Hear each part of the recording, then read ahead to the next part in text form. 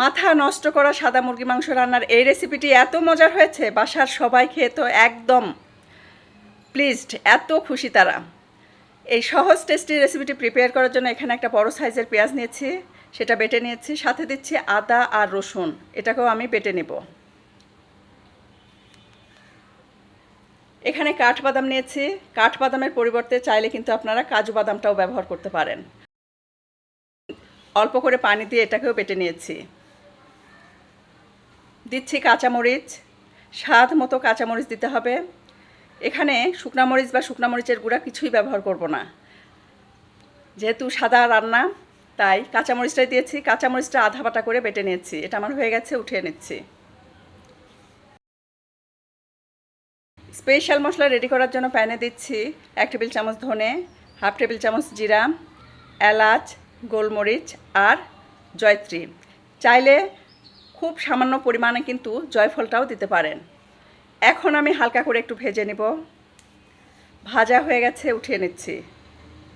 যখন হালকা ঠান্ডা হয়ে আসবে তখন কিন্তু আমি গ্রাইন্ডারে গুঁড়া করে নেব।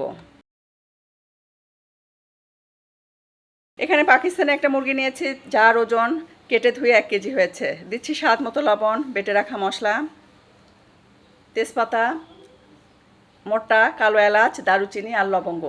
এলাচ, দারুচিনি, লবঙ্গ বেটে দেয়নি, কারণ বেটে দিলে এই রেসিপিটা কালো হয়ে যাবে। দিয়ে দিচ্ছি গুঁড়া করে রাখা মশলা, কিছুটা রেখে দিয়েছি, পরে দেব।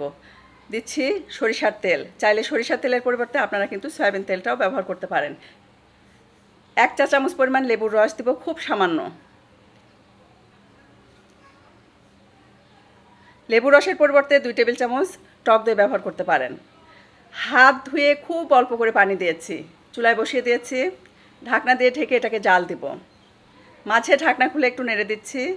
যখন দেখবেন টকবগে ফুটে উঠেছে তখন আমি চুলার ফ্লেম কিছুটা লো করে দিব, কারণ চিকেনের ভেতর থেকে যে পানিটা বের হয়েছে সেটা দিয়ে মাংসটা সিদ্ধ হয়ে গেছে, সেই সাথে খুব সুন্দর করে কষিয়ে নিতে হবে।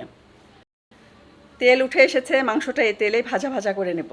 যখন দেখবেন মাংসের গায়ে এরকম কালার চলে এসেছে তখন আমি এর ভেতরে দিয়ে দেব দুধ।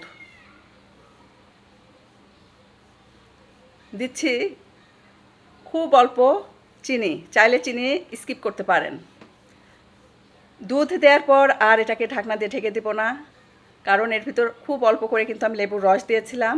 এ কারণে এটা ফেটে যেতে পারে বা ছানা কাটতে পারে, তাই আমি আর ঢাকনা দিয়ে ঢাকবো না। বাকি মশলার গুঁড়াটা দিয়েছি আর কাঁচা পাকা মরিচ দিয়েছি। যখন একটু বলক উঠে এসেছে বা তেল উঠে আসা শুরু করেছে তখনই কিন্তু পেঁয়াজ বেরেস্তা দিয়েছি। আরও আধা কাপ দুধ কিন্তু এর ভেতরে আমি দিয়েছি। এটা আমার হয়ে গেছে, নামিয়ে নিব। চাইলে কিন্তু আপনারা এর চেয়েও আরও একটু মাখা মাখা রেখে নামিয়ে নিতে পারেন। নামানোর আগে 1 টেবিল চামচ গাওয়া ঘি দিয়েছি, যা এই রান্নার রেসিপিটাকে আরও বেশি রিচ করে দিবে। এটা আমার হয়ে গেছে, নামিয়ে নিচ্ছি। এখানে গরম ভাত নিয়েছি, একটু খেয়ে দেখব কেমন হয়েছে। অলরেডি কিন্তু আমি এর ঝোল আগেই টেস্ট করেছি, আমার কাছে অসাধারণ লেগেছে। আমার মেয়ে বারবার বলছিল, আম্মু এক্সট্রাঅর্ডিনারি টেস্ট, ফ্লেভার যেমন টেস্টি সেই সাথে খেতে অসম্ভব মজার। দেখতেই পাচ্ছেন কালারটা যেমন সাদা হয়েছে, খেতেও অসম্ভব মজার, মানে মাখো মাখো ক্রিমি টেক্সচার আর কি। এটা কিন্তু টোটালি চিকেন রোস্ট যেটা আছে তার চেয়ে একটু ডিফারেন্ট, কারণ এখানে শুকনা মরিচ বা গুঁড়া মরিচের কোনো ব্যবহার করা হয়নি, সেই সাথে কিন্তু লেবুর রসটা অনেক কম পরিমাণে দেওয়া হয়। আর স্পেশাল যে বিষয়টা সেটা হচ্ছে এই রান্নায় কিন্তু চিকেন রোস্টের চেয়ে কম পরিমাণে মশলা ব্যবহার করা হয়। ভাত না, পোলাও, বিরিয়ানি সব কিছুর সাথে এটা অসম্ভব ভালো লাগবে। অবশ্যই ট্রাই করবেন আর আমাকে ফিডব্যাক জানাবেন। রেসিপিটি ভালো লাগলে লাইক, কমেন্ট আর শেয়ার করতে একদমই ভুলবেন না।